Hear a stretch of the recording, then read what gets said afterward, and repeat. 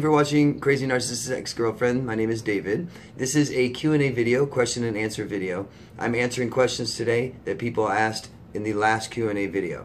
Any questions you have today, please go down in the comment section down below and ask them, and I'll answer all your questions in the next Q&A video, okay? Hope everyone's been doing good. Let's start. Roxy Bolt, do narcs know they're mentally sick? No, they don't believe they're mentally sick. They know they're different, but they don't think anything's wrong with them. They think everything's wrong with you and us. It's egocentric. Does a narcissist hoover friends as much as lovers? No, I don't believe so. I think the lovers, the number one top source of attention is much more important than friends. Anka Ryan, what are my thoughts on HG Tudor? HG Tudor is a narcissist, self-proclaimed narcissist, diagnosed, whatever. He claims that he's becoming a better narcissist by studying this topic. By all of our feedback and our questions, he's becoming better at it. So I don't really have much respect for him. He believes, you know, or a lot of us believe that what he's doing is good, but really, all he says he's doing this for is to be the number one source of information on narcissism. So it's all ego-driven anyways. Be careful about the information that you get from him. Realize that he is disordered and he can never change. Realize that this is one person's perspective, that just because he's a narcissist doesn't make him the authority on narcissists or narcissism, okay? He's simply a disordered person talking about his own experiences and what he believes to be true. That's it. So you study him, you watch him, whatever. You know, just be careful. I don't think he's a good source for people that just get out of this. I think you need to have a bit more clearer head and better judgment. Kim West, why would a narc try to hide after they discard you? Well, Kim, my guess would be that they don't want you to screw up their new relationship. They don't want you to contact their new relationship and tell them how awful they are. That's my guess. That's usually what it is. Carl Marr from Sweden.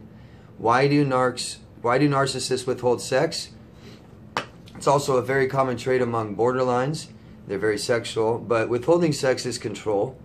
They'll do it even, I think they'll do it even if they do want to have sex with you. I think it's a total weapon. They use sex as a weapon and their body as a tool for it. And they'll withhold sex from you and go cheat on you with somebody else and blame it on you. It's just a control tactic. Kim West, is isolation common after discard? Extremely, extremely common. I had to do it. I couldn't imagine doing anything else. I know everyone else pretty much I talk to, that's what they want to do. They want to isolate. They want to go to a fucking island or out in the middle of the fucking woods, or they want to lock themselves in their bedroom and they don't want to talk to or see anybody, and that's very, very common. When you get hurt like this, you don't trust anybody. You also believe a lot of this is your fault and that you're a bad piece of shit person, and then you go and watch them look like they're being happy with somebody else and they're not. K100, please talk about defense mechanisms we use to protect ourselves from narcs while dating. Well, or while being abused, and that's cognitive dissonance. Please go up here and watch the videos I have about cognitive dissonance. We lie to ourselves. Our brain can only handle so much trauma, and our brain will actually lie to ourselves to handle it. It's too much stress. So a coping mechanism is lying to ourselves. And I think it's more than just denial. Number 2 question that K100 has, what's causing shyness, especially early in childhood? Kay had a narcissistic father and a codependent mother, and she's noticing at 36 years old she's still shy. Well, that's very normal, K100. Your emotional needs have never been acknowledged, and I'd imagine your self-esteem is pretty low. Most social anxiety, or I think all social anxiety, is from childhood shame. So, Kay, just like all of us, we need to do this. We need to explore our childhood and talk about things that we are ashamed of and bad feelings we have that we've been carrying with us since we were children. That's why we enter these toxic relationships, and that's why we put up with their bullshit, and that's why it's okay to us that our emotional needs are not being met. It's not normal. Sean Blight says, hello from Wales, UK. What up, Sean? Jolly Roger, what? Just found out my ex-narc is having a baby. Now I'm as bad as a year ago. How do I move on? Is she happy? Well, I understand, Jolly, this is all fucking you up in your head because, like I was just saying, we're left all screwed up and they move on and they're with somebody else in a happy relationship, right? Wrong? No, no, no, no. They're in another fucked up relationship with another victim, and the beginning is all woo, woo, woo. They think it's great. You know, they're happy right now. They're doing their little pair bonding thing, and their little endorphins are rushing in their heads, and they're feeling great. Don't worry, it's all going to stop and go to shit just like it did with you. Nothing's different here. It's not about you, it's about them. Now, relationships can be a little different depending on who they're with, but they're not happy. They're not happy with this person, and they're going to move on after they've destroyed them. The crispy fork. Oh, and is she happy? No. No, never happy, Jolly Roger. Never. The crispy fort. Do you find reaching out to help other people is helping yourself? And also, Pink Puppet asks, how do I come about starting the channel? And is hearing stories about other people helping me or stumping my recovery and my healing? Well, let me tell you guys, everyone, that I feel that I'm healed. I feel that I have recovered from this a while ago. I feel that I've pretty much recovered by the time I started my channel.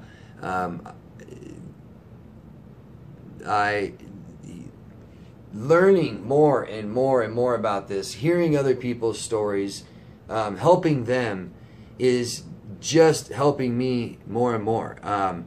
This isn't something where I'm like stuck in my recovery and keep talking about narcissists. It's totally different. I don't need to talk about my ex anymore. I've talked about her enough. I don't mind answering questions about her, but I don't need to talk about her, and I don't want to. Don't do it. I don't care about her. I'm over this. And helping people totally helps me. It helped me in the beginning, big time. I've been doing this, a year and a half, 2 years, and it's helped me tremendously. It's great. It's a symbiotic relationship, you know. I mean, you guys come to me, and I talk to you on the phone, and I help you, and it helps me learn more about this. That's for sure. So the knowledge, a lot of the knowledge that I have that I'm telling you guys about is a lot that I've been able to extract from people that I've helped. It's so many similarities, you know. So I've really gotten a really clear understanding of what these people are, what they're doing, and why we feel the same, why we all feel the way we do. So it's definitely helped me. As far as my recovery, I believe I'm recovered. I'd like to think that. So thank you. Let's see. Kion Knight. Is it possible for a normal, healthy-minded person to get fucked up in the head by a narc? Yes. And change to a narc themselves? No. Is what happens, and there's another question later on. When we're with these people,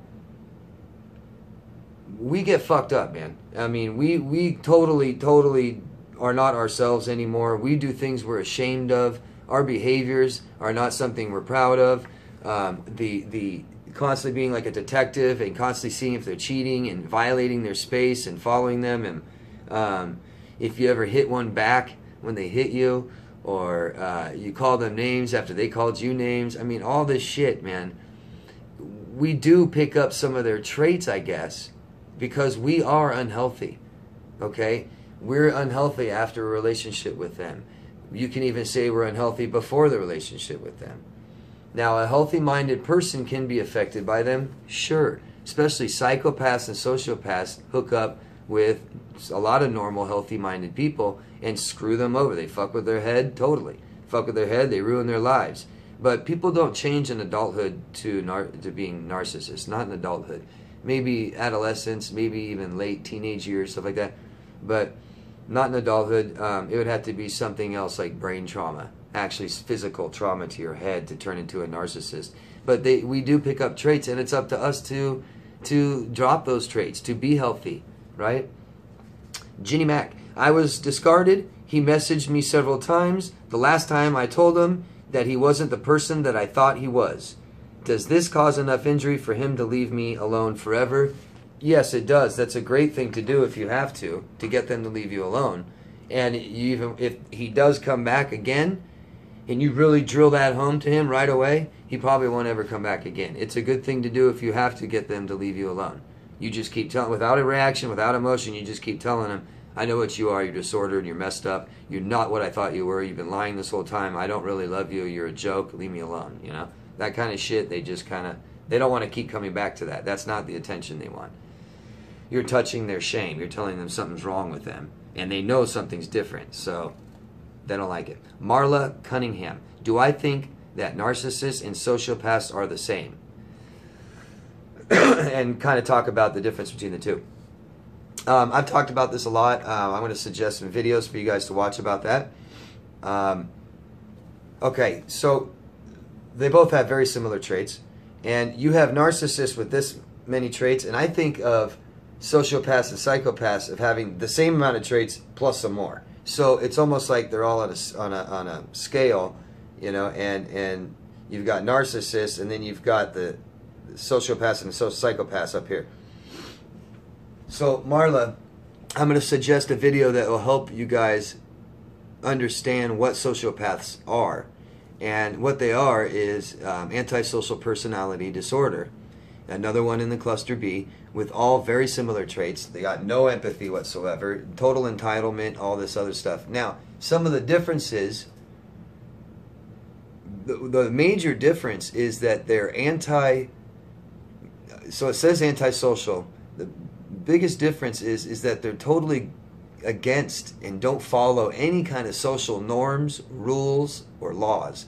And it might be very hard to detect because they're very aware of what they are. They're very aware of not getting caught.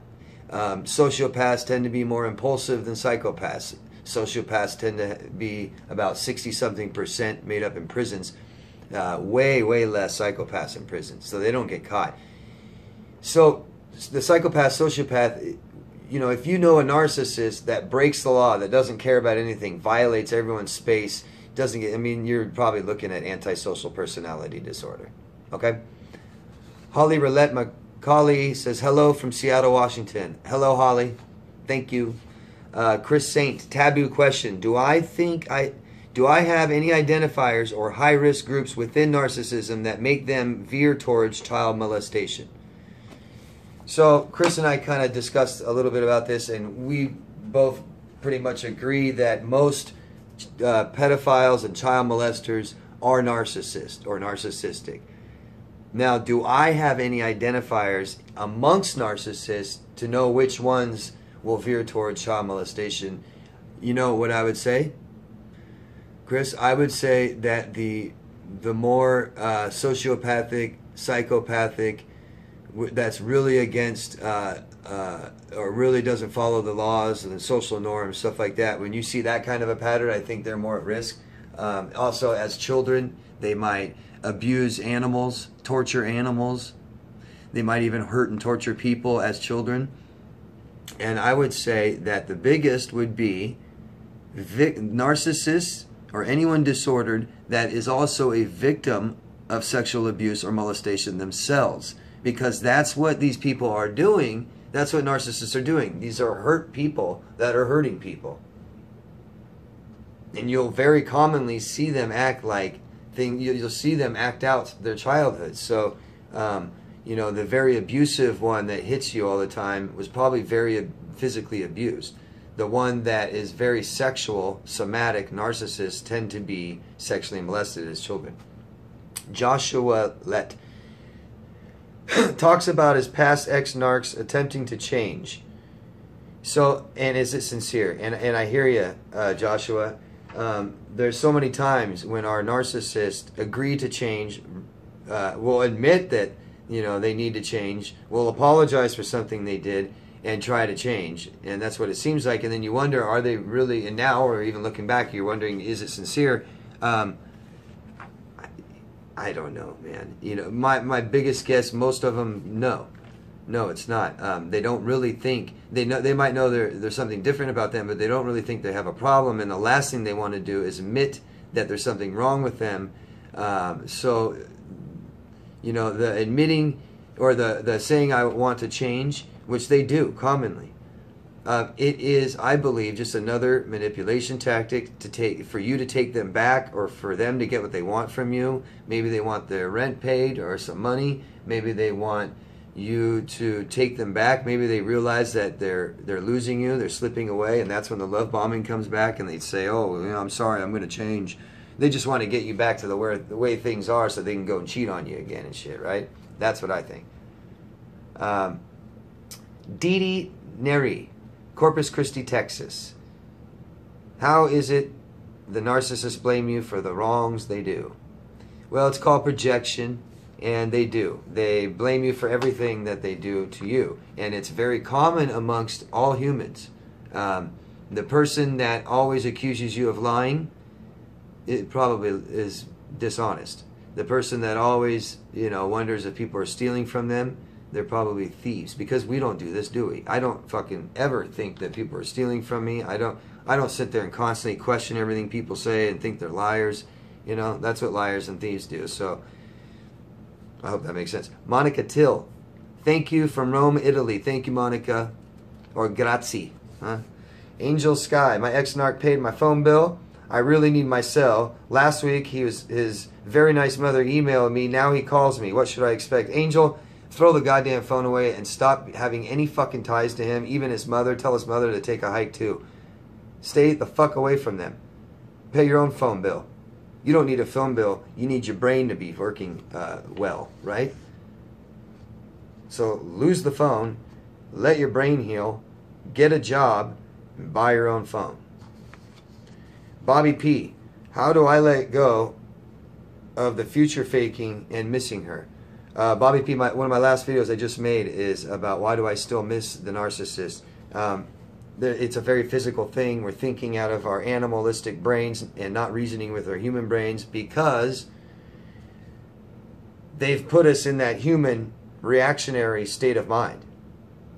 So it takes a long time to get out of that, relax, and start really thinking with your human brain again. So these missing her thoughts, and these thoughts where you go back and think about, you know, well, we had a future together and shit, that's all bullshit. You know that, Bobby. You know it's bullshit. So you have to override that.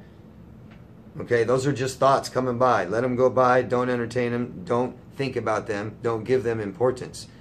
What you do is give the importance that she's a fucking bitch. She's a fucking slut. She's a liar. You know what I mean? That's what she is, man. Do whatever you got to do.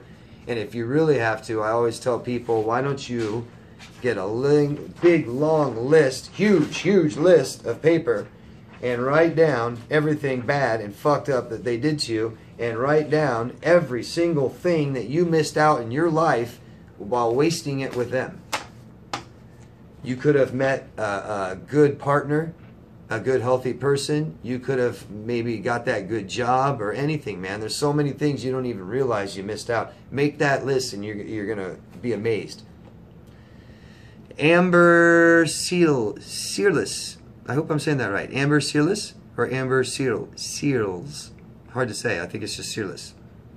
My ex-narc was so extremely critical about my appearance, hated tattoos, hated piercings, and now his new girlfriend is covered in tattoos. So confused. Amber, it's not about the tattoos or the piercings. Now we know that, right? Now he's with a girlfriend that has tattoos, so he didn't really care. What do you think it was, Amber? Control. Control. To control, and it's another way to devalue you. Probably made you ashamed of those tattoos, didn't he? Oh, look at you, oh, God, honey, I'm embarrassed. I don't want to go here with your tattoos. Oh, normal people don't have tattoos. Oh, blah, blah, blah, blah, right? That's what it was. It was just devaluing. It was control. He didn't give a shit. He'll probably go get a tattoo. That's what mine did. And I paid for it. Sean Blight. Anyone else experience sleep deprivation from narcissists? Sean Blight, great fucking topic, and I think I'm going to make a video about that sometime, because I've heard countless stories and it makes perfect fucking sense. These people want to fuck your heads up so that they can control you, right? so they can make you little puppets and dance around and do whatever they want to do to you. Well, how do you do that? You break them down. You break down their will. Well, one thing you can do is sleep deprive them. Deprive them of sleep. It's a tactic countries do in their military to their prisoners of war. Will sleep deprive them so much that they'll finally just be honest. Like they can't even lie and manipulate us anymore, you know what I mean? I heard stories about some guy told me once his narcissist, every fucking time he slept, as long as she was awake, she kept him awake. She'd go by and pinch his toe, go by and push him, play some music real quick for a quick second. Bullshit like that. My ex did it to me. My ex narc knew that because she didn't have to work, right? So on a work nights were hell. Sometimes she could keep me up all fucking night fighting, not letting me get any fucking sleep. And I totally 100% believe they do it on purpose. Thanks, Sean. SM. Some narc victims end up with similar traits. How do they differentiate the two? And remember I was talking about earlier that after being with them, you can pick up unhealthy, dysfunctional traits from them. Very common. But how do we differentiate the two? Well, this is what I always say, is it doesn't matter to diagnose them. You don't put up with toxic behavior. So if they make you feel bad, why would you want to be around them? If they take advantage of you and use you, why would you want to answer the phone again? If they hurt you, okay, you want to give them a chance to explain why or to make it better. Tell them they hurt you, see how they react. If you don't feel better, fuck them. Get the fuck away from them. Brad Johnson talks about how hypergamy and solipsism are two things cluster B disordered women seem to be profound with. What do I think? Well, Brad, those are things that are highly associated with narcissism, so it's not surprising. And I do know what you're saying. I do see, it seems like with psychopathic, sociopathic, narcissistic women, it seems like they're getting worse. It seems like they're on the rise of really, really getting up to the, stepping up their class, moving up classes, really money oriented. But I mean, so is society right now, Brad. Don't you think? I don't know how much to offer more on that, but anybody else does, go down and comment about it, talk about it. Brad, go ahead and start another link on that stuff, and people start talking about it. Jessica S. How has my ex and other narcs maintained friendships being such a bitch?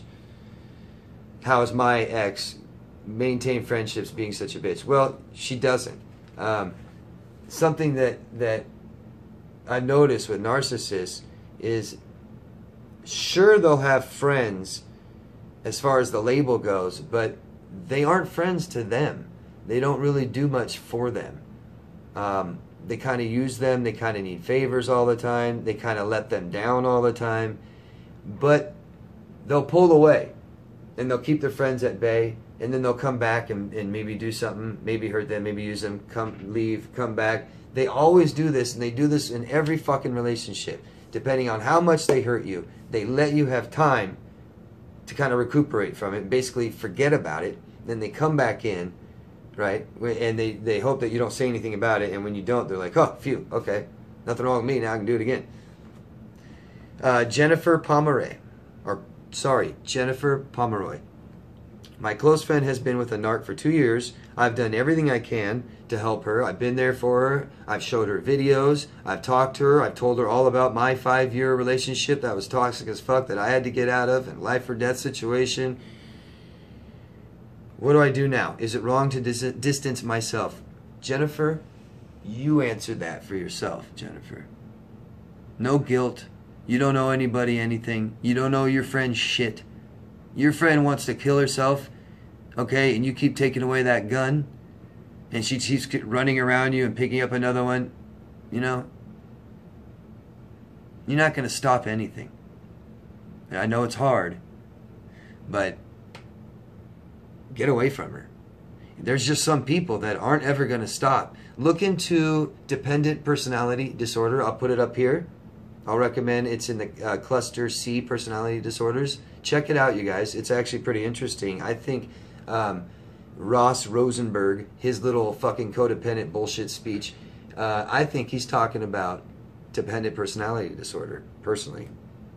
Maybe. I hope that helps. Okay? Jennifer, stay the fuck away from your friend. If she doesn't want to stop, then get away from her. You've given her all the information. What else are you going to do? You know, it's kind of like, it's like addictions, drug addiction and alcohol addiction. They've got to hit bottom. Sometimes people, they don't hit bottom, and they end up going back and going back and going back, too. So, I guess she just has to get really fucking hurt. And she will. And it's sad, but we survive, don't we? David LaValle from Boring Ass, Ohio. I've never been to Ohio, but that's the same thing I've always wondered. Boring Ass, Ohio. Sorry, David. Get out of Ohio, man. Go do something. Come to Vegas. Lots of people live here from Ohio. And they say it's because it's so boring. Victoria Holden, South Africa. Right on, Victoria. I went back to my ex-narc because I had to. You had to? You had to go back to your ex-narc? That sucks. Why? To see my family.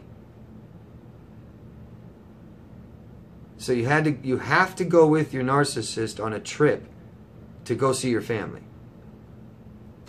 You didn't put the details in, so I'm not going to ask, but you don't have to do shit. You can see your family next year on your own. If you're trying to recover from this shit, don't give yourself excuses and reasons to be around the person that put you there. Get the fuck away from them. Stay the fuck away from them. I'm serious. This is so serious, you guys. Staying in contact with them, trying to figure out what they're doing, who they're doing it with, all this shit is just going to cause more goddamn damage. This person damaged you, and now you are here damaged. What should I do? What should I do? What should I do? Separate yourself from the person that damaged you. What should you do anyways? Well, I tell people that have to share children with narcissists, go Gray Rock. Check it out. Gray Rock. Okay? No emotions, no nothing. No frustrations, no anger. No, why did you do this? Why did you do that? No, please do this. Please do that. Nothing. Nothing. Nothing. Nothing. Nothing. You don't get mad. If you're going to choose to be around him and he does something that makes you angry, you already know that he's doing it. What are you going to do? Tell him to stop? Ask him to stop? Beg him to stop? Yell at him to stop? It does no good. Boundaries don't do any good if you're going to be with them. Good luck. Carolina Rose. God, I wrote it like shit. Sorry. Carolina Rose? Rozo? Sorry. From North Carolina. Why does my ex-narc do everything her older sister tells her to do? Well, very interesting. Disordered people seem to not leave their families. Even the ones that abuse them. I know all kinds of narcissistic women that will never leave their narcissistic mother that made them narcissistic. You know, they tend to keep their abusers close enough at bay, you know, within reach, and they always go back to them, and they might leave for a little while, come back. Very, very patterns there. You know, don't forget things like narcissists are dependent on people. So they're not going to be by themselves. They don't say goodbye to their family. They don't say goodbye to us. They don't say goodbye to friends. They don't say goodbye to anyone. Now, I know they discard us, but they always come back, don't they? It's never over. Nothing's ever over with them, ever. Ever. They don't understand dysfunction. They don't understand that. Or unhealthy relationships. That means nothing to them. It seems like a lot of them have a lot to prove to their family. Seems like they're always going to fight, and they want the upper hand, and they want the better. They want to come out on top. Well, if they believe their narcissistic sister or narcissistic mother or father really fucked them up, then they believe that they lost. You know, so they're always going to keep trying and come back and win and beat them, or prove that they're, you know, they're probably always told they're a piece of shit, so they want to prove that they're not a piece of shit to them. Just guesses, you know. I just know that they really hold on and cling to these disordered people that put them there. Whereas most of us tend to eventually leave. I mean, I left my fucking family at 16, 17 years old. I'm so fucking glad I did. Just in case you're watching. Thank you, everyone, for watching. Great questions always. Any more questions you have, go down in the comment section and ask me anything. I'll answer them. If I didn't answer a question, or I missed a question, or I did not answer it well enough, or not enough information, or you don't understand what I was saying, just ask me again. I have no problem talking about it again. I want you to understand, and I want other people to understand too. Okay, that's what this video is about. It's not just answering your question. It's if you have a question, there might be 20 other people that, or 100 other people that want to know the same thing. So, thank you everybody, okay? Please like this video, you guys. Please, please support me and help me do what I'm doing and help other people and spread the word around and awareness by supporting me, supporting my channel, supporting my videos. Give me a thumbs up. Give me a like. Go down in the comments section. Give me a, right on David, or ask me a question you might have, okay? Share this video with somebody else that you think might help. And if you haven't subscribed to me, please subscribe to me, okay? Thank you, guys. Love yourself first. Take care, and we will see you next.